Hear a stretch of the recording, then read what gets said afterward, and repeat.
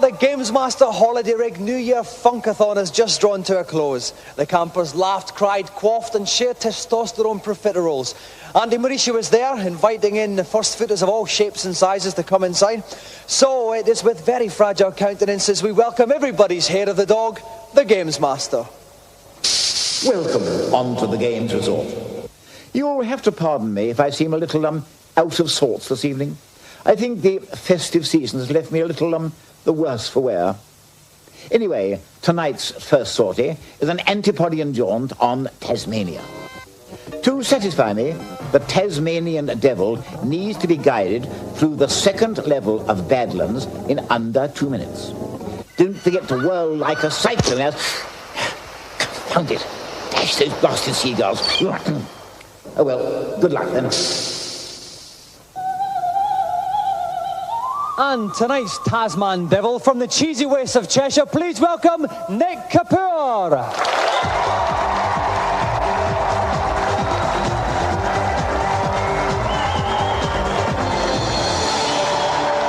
Now, Nick, how confident are you tonight on the challenge? Oh, I'm fairly confident, but there's a very strict time limit, so I'm going to have to speed through. Okay, and that car at the end's quite tough. Yeah.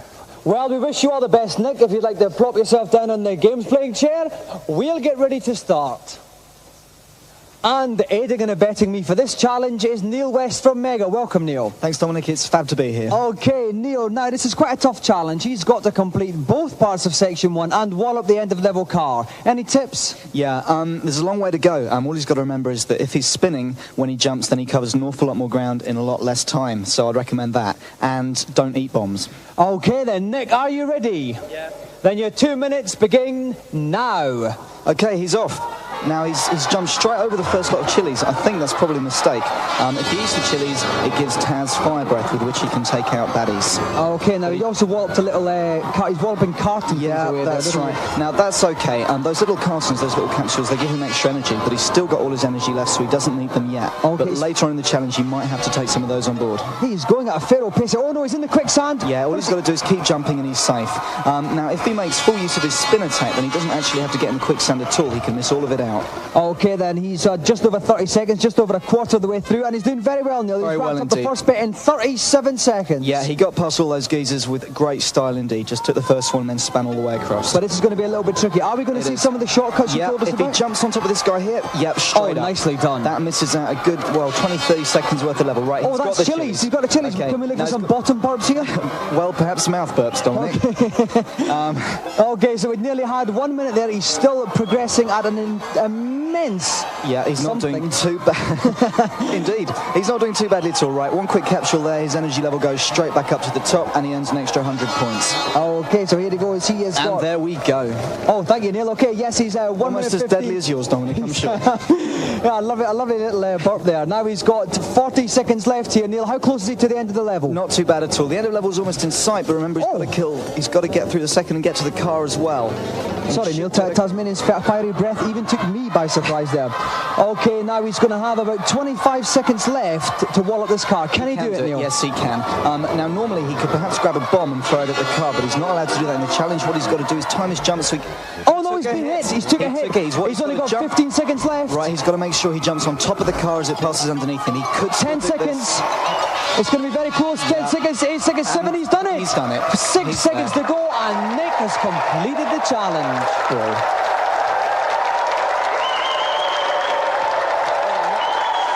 Now, Nick, the chili was quite impressive there, but towards the end you got a couple of wallops from the car there. Were you worried at all then? Well, yeah, but I knew I could still do it.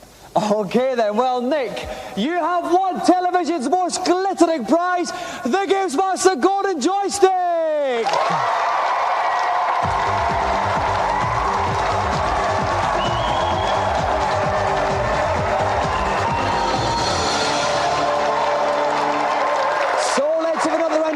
For tonight's competitor, Nick Kapur!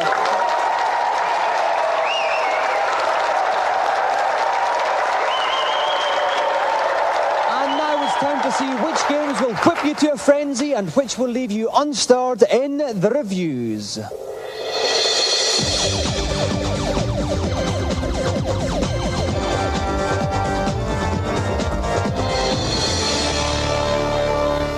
This week, it's everything from Milky Ways to Uranus as we study sci-fi games. First up, extraterrestrial gun-toting tomfoolery in a console bat with warp speed.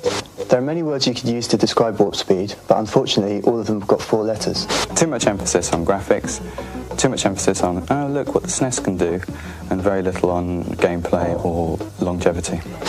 At the end of the day, I think that warp speed is a missed opportunity. There's plenty of scope and plenty of potential for a really excellent 3D space combat game on the Super NES.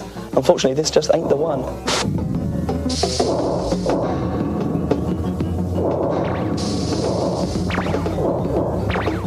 Next, the sequel to the definitive sci-fi game Elite 2 High Frontier.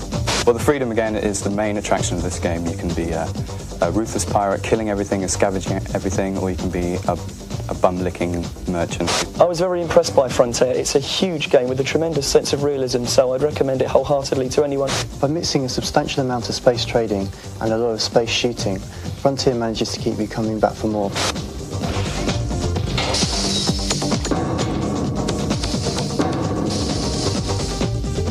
Finally, penetrate what looks like gaping galactic polements in Eye of the Storm. Eye of the Storm puts you in the role of a futuristic Noah with a space freighter as your ark. The idea is to cruise around the planets searching out for undiscovered creatures and intergalactic flora. Graphically, it's very sort of clever PC, you know, rotating 3D graphics, and the gameplay is enormous. Ultimately, I think Eye of the Storm's appeal is limited, not because it's a small game, it's actually very large, but because all the things that you can do are not particularly that interesting.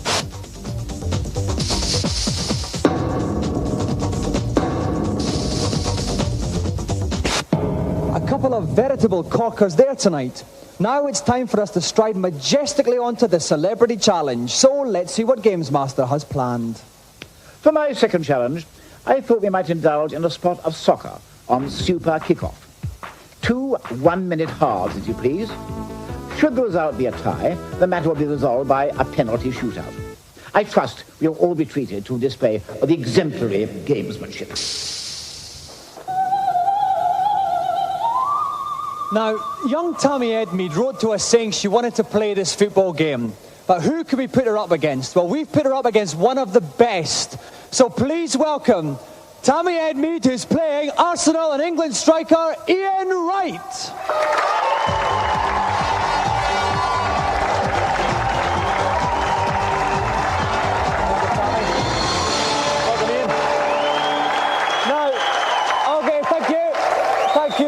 Now, Tommy, there may be a lot of people sitting at home, a lot of conservative people thinking, what's a girl doing playing a football game? But you play football yourself, don't you? Yeah, that's right. I play for the Arsenal girls team. Right, so you know about the players. What's your tactics going to be against Ian? Just a lot of passing and a lot of attacking. Okay then, now Ian, you are probably the most feared striker in the Premier League, but how are you going to get the ball to your front men? I think I'm going to play the long ball game. If that don't work, then I'll have to wait to go to penalties. Okay then, it looks like you're the pre-match favourite slightly, Tommy. If you'd like to sit down in the right-hand chair, Ian in the left, and we'll get ready for kick-off.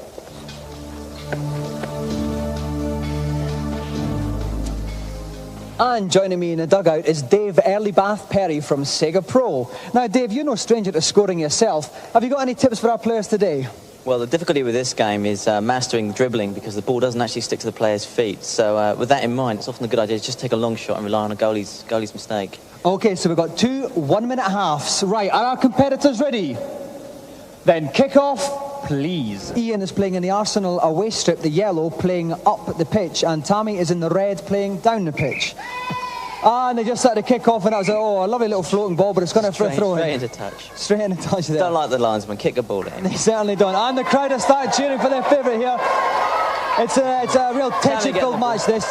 Oh, and here comes Tammy right to the pitch here. Oh no, Ian takes it back. Lovely little turn on the ball, but Tammy's got it. It's a real battle in midfield here. Tammy's had the most of the forward action for this. It's definitely Tammy. She's definitely got more control. She plays a lot of football games at home. Yeah, she's a lovely little dribbler, isn't she? Once getting long shots, getting no power on them though. How can you get more power on your shots, Dave? Good power.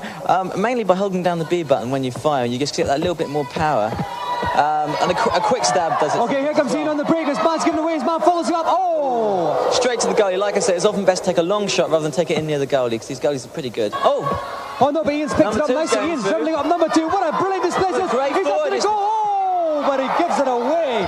But Ian's picked it up again. Ian's dribbling up. He's at the outside of the box. He shoots. Shot. Oh, let's get too close to the goalie. Out he came. I tell you what, Ian's defenders make lovely strikers. That's right. Oh, and it's half time, and the score is 0-0.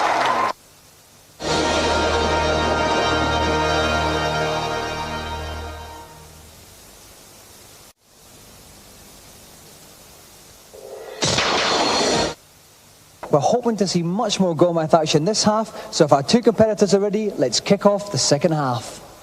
Dave Perry from Sega Pro is still with me here. Dave, how are we going to see some goals this half?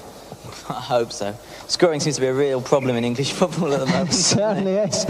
Maybe they'll draft in Warren Beatty or Prince Charles. Okay. Okay, so we've got Ian is in the yellow. Straight back to the goalie again. In the red kit playing up. Now here comes Ian Wright. He's got it, but he didn't get very far. Here comes Tammy again. My money's on Tammy at the moment. Oh no, but that's still not getting anywhere. Ian's got it. Oh my God! Foul by Tammy. Oh, Tammy's got a yellow card. Flash of yellow. Quite right too. Free kick. Ian sends it mysteriously across the pitch, but it's picked up by his number 8. It certainly is really, really bad here. Okay, we've got number 4 again. Tammy coming up the pitch, but it's all Tammy number 4's got it. This boy gets everywhere. Sprawling save. Sprawling save. Comes out goal so far, Dave. The goalie turned into a stretched blob. Certainly did. Brilliant. Putty goalie there. There's number 2 again. Number 2 and number 4 for Tammy. There's only 30 seconds left. Number 4. A goal at the death of the 10 game. and 4. There's several 10 and 4s in Tammy's side. Ian picks it up again. He's running up. There's only 6 seconds left. Number 9. He runs it up. He dribbles the goal. He gets it. We're just running out of time. The referee looks at his watch and he blows the final whistle. The game has ended in a 0-0 draw. So Dave, it's penalties. Unfortunately, this titanic midfield battle has ended in a 0-0 draw, so now we're going on to penalties. Each team has 5 penalties each. If it's still level at the end of it, it goes on to sudden death. So, Ian Wright, if you'd like to step up to take the first penalty. Okay, Dave, hopefully we're going to see a goal here. What's the control method on the I'd like to think so. Basically, with penalties, what will happen is the players will step to the ball, there'll be an arrow in front of the goal, and you have to press the fire button just when that arrow's where you want to put the ball. Oh, yes! Beautiful. Right in the corner. Goal!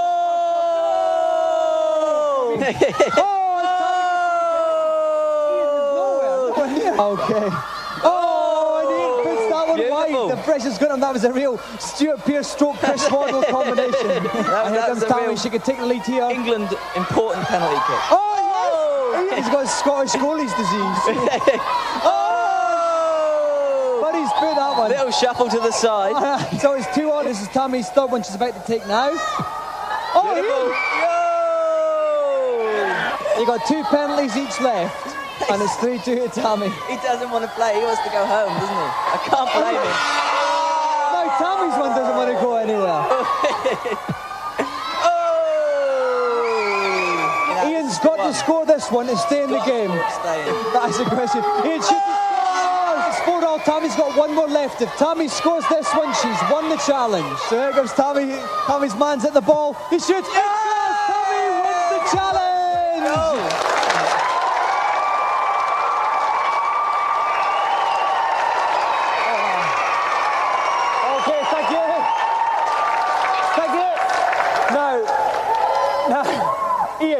You got the draw like you were hoping for. You went to penalties.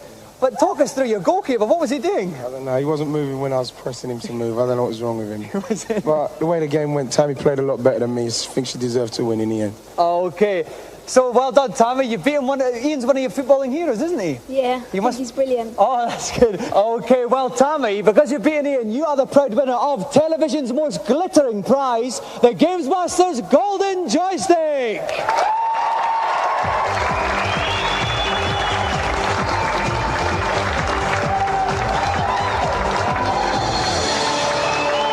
And another round of applause for Tommy Edme and Ian Wright.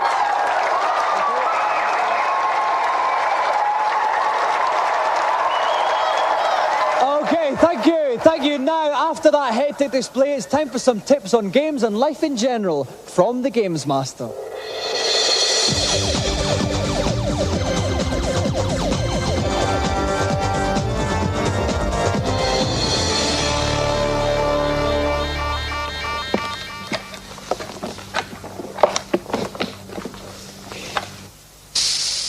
Hello, Gamesmaster. Welcome up to the helipad. What is it that's troubling you? On Zelda III, I cannot get to the second part of the Skull Forest dungeon. Please, can you help me? At the top left of the forest, you'll find a large animal skull. Burn this with the fire rod to reveal the entrance. Thanks very much. No problem whatsoever. Next, please. Hello, Gamesmaster. I'm sorry, but that haircut isn't good enough. I'll have another, please. Hi, Gamesmaster. That's better. What can I do for you? On Kid Chameleon, I hear there's a warp to the final guardian of the game. Where should I be looking? At the end of Blue Lake Woods 2 area, instead of touching the flag, jump onto the bonus block above and press the following combination. Diagonally, downright on the joypad, then jump and the special buttons together. You should then warp onto the final boss. Makes a mockery of £39.99, doesn't it? Thank you, Gamesmaster. I think we'll have just one more. Hi, Gamesmaster. Hello, young whippersnapper. For Smash TV on the SNES, is there any way I can make the game easier for myself? There is, my boy, but remember, cheats never prosper. So keep this one to yourself. Select Skill from the options screen. Now hold down the L and R buttons before pushing up on the joypad. If you've done this correctly, you will hear bingo. Bingo! And a secret option screen will appear where you can choose to have up to 7 lives and 7 continues. Thanks a lot. Those words of wisdom conclude tonight's consultation. Later. Some more good old-fashioned solutions to modern-day problems. Now it's back to the slightly misshapen headed one for tonight's final challenge. Back so soon? The appetites of boy racers everywhere will be sated by my last offering for tonight. A high-speed encounter on Nigel Mansell World Championship.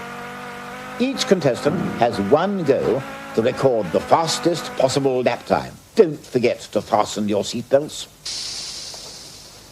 For this challenge, we have a bourgeois v proletariat struggle Lenin himself would have been proud of. Please welcome Clive Bordon and his boss, Richard Wling.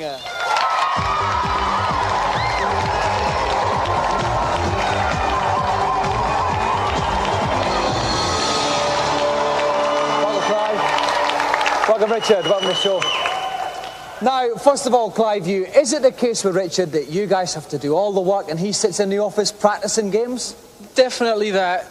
He's not too good at them, though. So there's obviously a bit of a rivalry here, then, Definitely. We got scores to settle. All right, then. Richard, it must be difficult getting good staff these days. It is very difficult. Who do you think's going to win, then? Who's the favourite? Well, we've both had a practice, and, it's been close, so it's going to be, I don't know, down to sort of last-minute things, and we'll see what happens. All right, Clive, if you'd like to go first, plop yourself in the game's playing chair. Richard, hang on behind, make sure he's not slacking or anything like that. Exactly. We'll get ready to start. And joining me in the pit is Super Pro's Dave Perry. Welcome, Dave. Hi, Dominic. Now, Dave, they're not using a joystick here, they're actually using a steering wheel. Is this going to be easier or harder for them? Well, the idea of the steering wheel is that it gives you the feeling of being there, and for some people might find it easier, but it's a matter of personal preference, really. Okay, each of our challengers have 1 lap each. Whoever does the fastest time wins the challenge. Clive's going first. Are you ready, Clive? Then rev up and off you go. Okay, so here we see Clive, and off he goes. We can see the time in the very, very top left-hand corner of the screen here. On the map, in the top middle, you can actually shows you see where you are. He's the white car, currently second to last. So currently hitting all the signs and blocks along the road.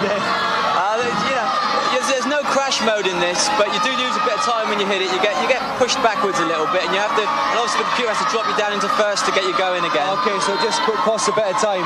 He's going all over the place. That looks like it's a one gross too many there, I think. Lots of nice little adverts along the side of the road for Gremlin. Okay, the time is 36 seconds so far. The blobs on the track at the top of the screen. The white ones they represent the Williams car. The red one's a McLaren. Yellow one's a Lotus.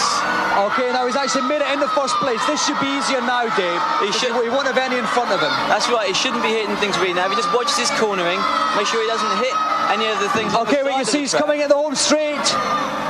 Just after this bit, oh no, someone's been overtaking him. It's going to slow him down a bit. Seriously affect 1 minute, 3 seconds. He's out of the tunnel. Just round the final bend here. Here he comes towards the finishing line. And the time is 1 minute, 10 seconds, 0.70. It's not a bad time. Not a bad time at all. A very commendable time for Clive. Clive, as you'd like to vacate your seat, make way for Richard Wling. Okay, Richard, if you're ready, then off you go. It's important to get a good start. Take as many cars early on. He got away from 3 then, very well. Oh no, but one of them's overtaken him there. He's around him. See his position in the left-hand side of the screen. He's 9 out of 12, 10 out of 12 actually. He's gone back a bit now. Curiously dangerous tactic of actually going on the grass to overtake. He doesn't want to get near those other cars, does he? And he's up to 9, he's up to 8. Beautiful bit of overtaking. Lovely little spunky surge there from Richard, but he's slipped lost it again. I don't know what's going on. I think maybe he's not keeping the steering wheel tilted forward. With this joystick, you have to have it tilted forward, or the car brakes. Right. Maybe that's his problem. I don't know. I'm sure he'll have some excuse. Okay, 38 seconds gone. It's not too bad actually. It's quite close to this point. Got a nice bit of clear road here. Get his speed up. Think a bit more about his cornering. He's swinging out wide, hitting the signs. Right, because as before with Clive, every time you hit something, it does slow you down. Oh dear. Yes, it does. Caught up with there. 54 seconds. Okay, the time wants to be as 1 minute. There's no excuse for this really. There's no cars on the road in front of him. He shouldn't be hitting. He's up to 6th place. He's gone 1 minute. It's going to be quite close though, actually, Dave. He's got about 6 seconds now. Very, very close. One more straight here. One more straight. Stuck by that car to get around this man. Come on, the bridge. That's 1 minute 10. Oh no, he's not going to do this now. He's just over the line. Here he comes. 1 minute 8. It's a brave attempt. So Richard finishes in 1:18.24. It's good, but not good enough, which means Clive is the winner.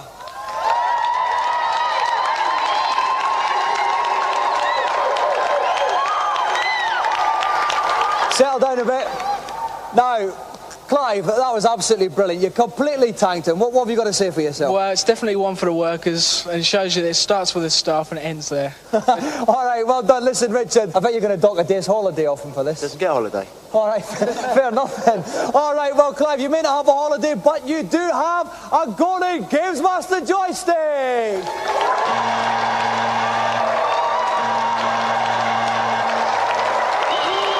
So let's give another round of applause for Clive Bordon and Richard Wling.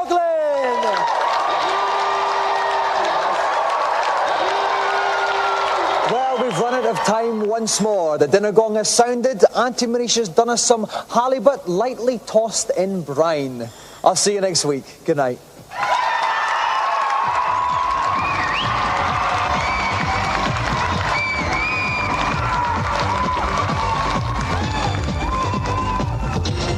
The Gamesmaster Club is open to all our viewers. It costs £11.15 for a year's membership. To find out more about what you get, either send a large stamped addressed envelope to the Gamesmaster Club, PO Box 91, London E14 9GT. Or you can ring this number, 0891 600 123.